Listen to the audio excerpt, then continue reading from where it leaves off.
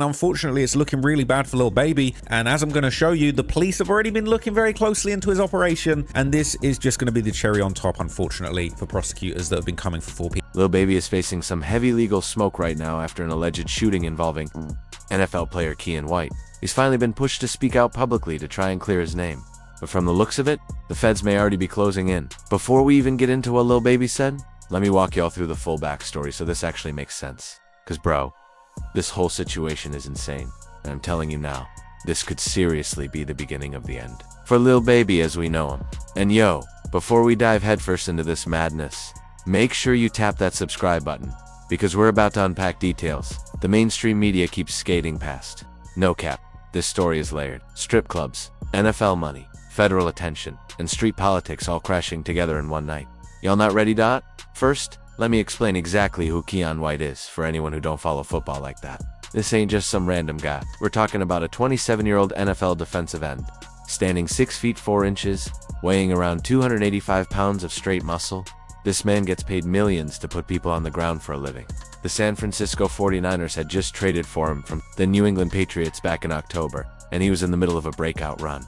This is a professional athlete who did everything the right way. College sleek, generational money, living the dream. And in one single night, all of that almost got wiped out over some rap beef nonsense. What makes it even crazier? Keion White isn't even a street dude. He's college educated, low-key, focused on football, stays out the way. So for him to get caught up in something like this just shows how out of control the situation really was. Now let me paint the picture. It's February 9th, 2025, right after the Super Bowl, and San Francisco is on fire with parties everywhere. The city just hosted the biggest sporting event in the country, so everybody's outside celebrating. Keion White decides to throw his own private Super Bowl party at Dia Lounge on Mission Street. But this wasn't no regular kickback. We're talking a full strip clubbed tight setup. Topless women, cash all over the floor, the whole scene looking straight out of a movie. Police reports say when officers walked in, there were scantily clad women still picking up dollar bills off the ground. Some completely topless, clearly adult entertainers. A full strip club environment. Just private now. Here's where things take a turn. Lil Baby had just performed in San Francisco the night before on tour. Instead of heading back to his hotel like a smart move, he decides to keep the night going. And guess where he ends up? Yep, trying to get into Keion White's private party. Problem is, Lil Baby and his crew weren't invited. According to police, his entourage was upstairs on the main floor, but they wanted access to Keion White's exclusive downstairs section. And y'all already know how that goes when rappers try to crash. NFL players, parties. Somebody's ego always ends up bruised. So picture this. Keion White, minus 6 feet 4, 285 pounds. NFL muscles surrounded by friends and family, celebrating his success. Then Lil Baby pulls up with his crew, trying to slide into a private section that ain't his. We don't know exactly what was said, but witnesses told police the argument escalated fast. One person said Lil Baby's people were getting aggressive, trying to force their way in. Another witness said Keion White stood his ground and wasn't backing down from nobody. And honestly, if you think about it from both sides, you can see how this spiraled. Lil Baby probably felt disrespected. He's a superstar rapper, used to automatic VIP access wherever he goes. But from Keion White's perspective, this was his party, his money, his space, and y'all weren't invited. 2 big egos in one room, and neither one willing to fold. And that's exactly where everything went left. For real. For real. Witness told police that once things got too heated, he went upstairs to grab the manager to try and calm it down. But while he was gone, that's when he heard gunshots pop off downstairs. When he rushed back, the scene was straight chaos. Keion White was laid out on the ground, shot in the left ankle, bleeding bad. People screaming, folks running for the exits. The party flipped into a full-blown crime scene in seconds. An injured 49ers defensive end, Keion White, was shot early that morning at a nightclub in San Francisco's Mission District. According to San Francisco Standard, White was hosting a Super Bowl party at Dia Lounge on Mission Street when he got into an argument involving rapper Lil Baby. That's when the shot rang out, hitting him in the ankle. Nearby residents said they woke up to sirens and police lights flooding the street. But hold on, it gets even crazier. Another witness said she heard 4 gunshots, not just 2. And when police arrived around 4:06 a.m., they didn't just find one type of shell casing, they found 2, a 9mm and a .45 caliber. That means either someone had multiple weapons, or more than one person was firing. Either way, this wasn't accidental. This was serious street business. One nearby resident even said her window was right by her bed, and she woke up to flashing lights outside. She admitted the area already felt sketchy, but still said it was wild to see something like this unfold. Right there. Police also recovered an abandoned cell phone at the scene. Now I'm not saying who it belonged to, but you already know investigators are going through that phone with a fine-tooth comb. Fingerprints, DNA, call logs, texts, location, data, all of it. That phone could end up being the key piece of evidence that cracks this whole case open. The police report describes a scene straight out of a movie. Officers responding to shots fired said partygoers were still trying to leave. Topless women were sweeping up dollar bills, and there was blood on the floor where Keion White had been shot. One officer even wrote, "As I entered, I observed numerous scantily clad females picking up dollar bills strewn across the floor. Some were topless and appeared to be adult entertainers. Imagine being a cop walking into that at 4 o'clock in the morning. Gunshots, half-naked women, cash everywhere. And here's the part that really got people talking. When police asked Keion White who shot him, he said nothing. No names, no cooperation. The report straight up says he was uncooperative when asked who pulled the trigger, but that's some real code behavior, especially for someone making millions in the NFL. Now let me explain why this situation is way worse for Lil Baby than a lot of people realize. This isn't his first time dealing with serious legal heat. Federal authorities have reportedly been watching him for years. Surveillance, investigations, building a long-term case. Ever since Atlanta Daphne Willis made it clear she was targeting Lil Baby in his 4PF circle, the pressure's been and when I say targeting, I mean a full task force dedicated to digging into his operation. The feds don't just randomly wake up and pick a rapper. They track movements, monitor associates, analyze social media, study lyrics, the whole playbook. They've allegedly got files on this man stacked high, and the incident that really put Lil Baby on their radar. Absolutely insane. This man went and filmed a music video right in his OPS neighborhood. Straight enemy territory. It's like walking into a lion's den with a stake strapped to your chest and then posting it online. Cameras, lights, full crew, acting like he owned the block. The video showed him and his people flashing money, throwing signs, and openly disrespecting the area. And the streets don't let that slide. After the video went viral, retaliation came fast.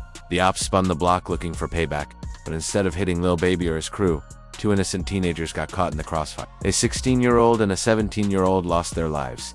Kids who had nothing to do with rap beef, dying over a music video. That's when the feds stepped in and said, "Hold up." They started framing this as more than music, treating it like organized criminal activity. From that point on, authorities weren't just calling Lil Baby a rapper anymore. They were looking at him as the alleged leader of a criminal organization. Prosecutors are basically arguing that Lil Baby's music video wasn't just entertainment. They're framing it as gang-related activity that directly led to a murder. And because of that, they're trying to pin responsibility for those deaths on him. From there, everything cracked wide open. They started digging into everybody around him. Criminal records, social media, financials, associations, wiretaps, surveillance footage, confidential informants. The full federal playbook came out. And RICO cases don't play. Gang, if they make it stick, we're talking 20 years to life. Is easy. On top of that, the feds allegedly started breaking down his lyrics line by line, treating his music like open confessions. Every bar about violence, drugs, or street life. They weren't calling it art, they were calling it evidence of a criminal enterprise. That's when the 4PF to glass window transition happened. Now let's be real, Lil Baby isn't dumb. Once he saw the pressure building, he started making calculated moves to distance himself from the streets. First thing he did was shut down 4PF for pockets full, because authorities were no longer viewing it as a label, but as a criminal organization.